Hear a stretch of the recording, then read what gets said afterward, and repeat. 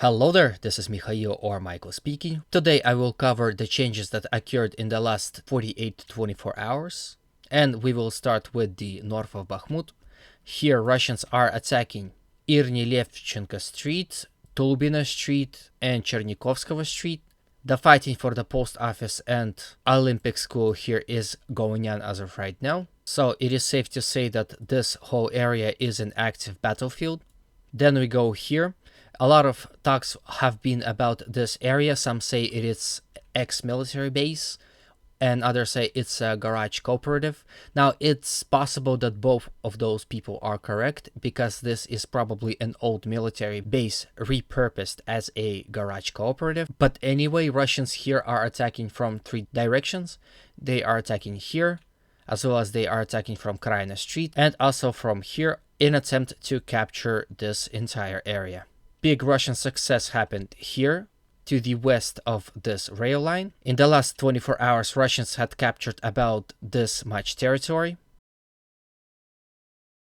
As you can see, this is a big chunk of land. Here they have reached street of Polivaya, and as you can see, they are slowly getting control over Tchaikovskого Street here. Now, if Russians are able to take control over the street, of course, they can launch attacks from it in the direction of old military base, helping Russian effort and basically attacking Ukrainian forces from the rear and flank, as well as they can attack along the street in the direction of the highly fortified sector here. Now, if we look at here, we can see that there is a salient developing because Russians had also captured more land here around this school. It has been reported that the fighting for this place has started and Russians had captured some parts of these buildings. As you can see, here is the Tchaikovskого Street. It's a pretty long street, and some time ago Russians were able to capture this much territory and gain control over a portion of the street, but as a result of Ukrainian counterattack, they were forced to take defense here in the Khersonskova Street.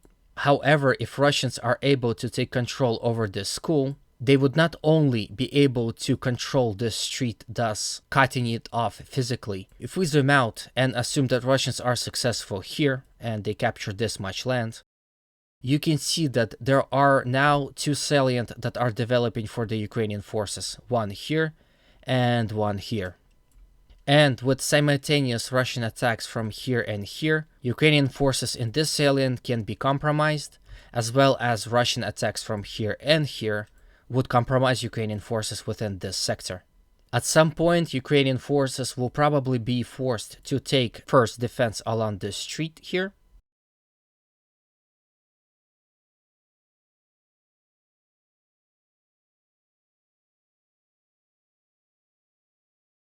Now, while we're here, I must say that Russians had launched some attacks towards Ivanivsky and along these hills, but that didn't seem any success. From Ivanivsky, we will go to the north, where this road is located. A lot of people had already thought about all this situation, but unfortunately no one had went deep into details of how everything happened here. So I will try to explain for you to the best of my abilities. Here is where the trenches are located, and here is the photo of them. So some time ago, Russians had launched attacks on all these three trenches right here. However, they were only able to capture one, this one. The remaining ones were under the Ukrainian control, and the Russian troops within this trench line were under constant Ukrainian crossfire, and Ukrainians within this trench line were able to throw hand grenades, thus compromising Russian positions in this trench. With that in mind, Russians had launched more attacks in these trench lines, and were able to capture this much of trench lines. This is a better picture of this place. As you can see, this is the road that is being talked about. Some sources had speculated that Russians not only captured this entire trench line, but also walked over the road and were able to capture and establish a bridgehead to the other side of the road. But you have to understand that at this point there is a lot of back and forth going on, with Russians and Ukrainians launching counterattacks simultaneously and fighting within these trench lines. At some point, Russians are attacking in this direction within the trench line, and Ukrainians are answering them as well in the same trench line. So it's hard to say who's coming on top, but it is safe to say that Russians are in control of this trench line and of these trench lines here. This is a gray zone with Ukrainians, it would seem, holding defensive positions within these trench lines right here. Some reports suggest that this road right here was supplying Bakhmut with about 70% of all needed equipment. And now that this road is unoperational, Bakhmut is operationally encircled. With Russians capturing more and more parts of this city, Ukrainians are forced to retreat and move more of their troops out of Bakhmut, because once again, if they overconcentrate troops within one of these areas, Russians would just bombard those areas, destroying all Ukrainian troops in it. So Ukrainians having more troops within these areas is actually deadly for them. Now, fighting continues here in Bogdanivka and Grigorivka, with occasional Russian success here in the open fields. Fighting continues in Orekhovo-Vasiliivka, as well as Alan E60 Highway and Zalesnyansky. Seversk front had not seen any changes, as Russians continuously attacking towards Spirne, Verkhokamensky and Belgorivka. Fighting continues here in Serebryensky forest, as well as Russians are attacking towards Zarichne. Limited military operations was conducted by Russians towards Yampolivka, Terny, Nevsky and Makiivka. Then we go to the Avdiivka front. Here, as you can see, changes had appeared. Following the intense Ukrainian bombardments of this patch of rail lines, it would seem that Russians had retreated and established new defensive position here along the field and some forest lines in front of Krasnogorivka. Fighting continues here in between Novokalinovo, Novobakhmutivka and Krasnogorivka. Here Russians have conducted limited military operations from Apitne towards Avdiivka, as well as from Vodani towards Severne and Tonenki. Russians are also attacking towards Pervomaisky. There is some success here in Nevelsky, as Russians advanced here within those open fields, and there is a video about that which I will show you. The video suggests Russians storming some of the Ukrainian trench lines within one of these forest lines. I'm not sure which one exactly.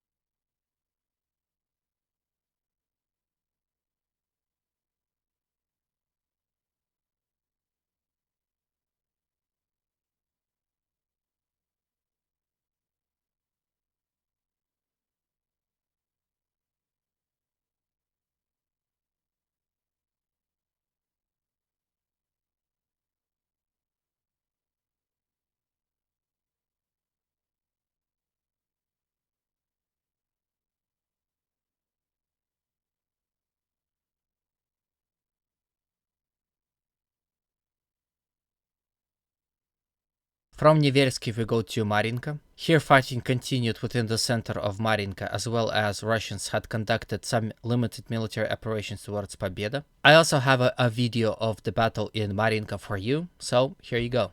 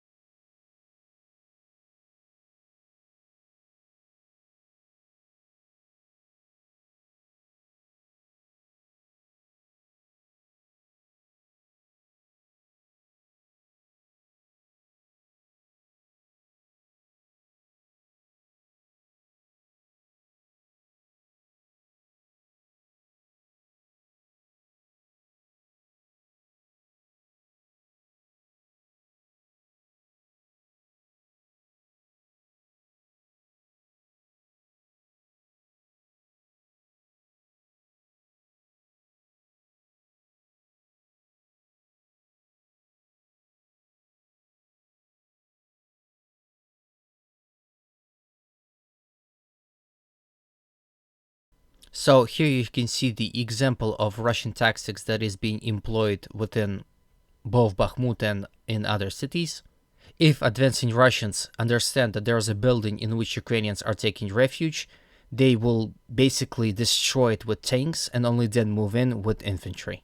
So from Marinka we go to Novomikhailivka, towards which Russians had conducted limited military operations, and at last we have Vuglidar. Fighting continued within the Dacha area, as well as Russians had conducted operations here towards Mainz. The city of Vuglidar is being heavily bombarded with Russian heavy bombs. This is the end of the video. As you can see, Russians had moved extremely fast here within Bakhmut. I still assume that Ukrainians will take strong defensive positions here within this sector and will try to stop Russians before they can regroup and maybe build more defensive positions here around Chasiv Yar. But I guess we have to wait and see. Thank you all for viewing. If you liked my video, please consider subscribing, liking, and commenting. Again, it's good for algorithms. The more you like and comment on my video, the more people will see it. Also, thank you all who decided to support me on Patreon.